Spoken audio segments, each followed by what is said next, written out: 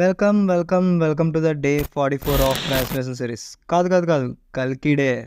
వీడెవడో భావరక్షణ చేస్తున్నాడు child artist. చెప్పాను కదా నేను ఎగ్జైట్మెంట్ ఫీల్ అవుతున్నాను ఈ సినిమా కోసమే. అదేంట్రా బాబు సినిమా కోసం ఇంతలా అవుతున్నావు అంటే 2 నెలల తర్వాత మంచి సినిమా వచ్చింది కాబట్టి అలాగే ఉంటుంది మరి.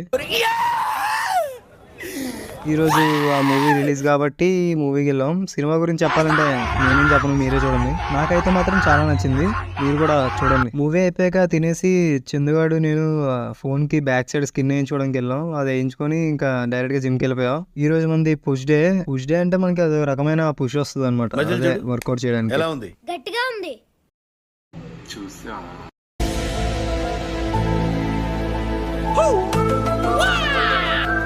వర్కౌట్ గురించి మాట్లాడుకుంటే చెస్ట్ కో 3 వేరియేషన్లు, ఇంకా షోల్డర్ కో 3 వేరియేషన్లు చేసి వర్కౌట్ ఫినిష్ చేసుకుని ఇంటికి వెళ్ళిపోయా. ఇంటికి వెళ్ళాక చికెన్ వితౌట్ రైస్ అనమాట. అంటే ఆల్రెడీ మధ్యాహ్నం ఎక్కువ రైస్ తినేసాను, సో అందుకనే దీన్నే క్యాలరీ బ్యాలెన్స్ అంటారు అనమాట.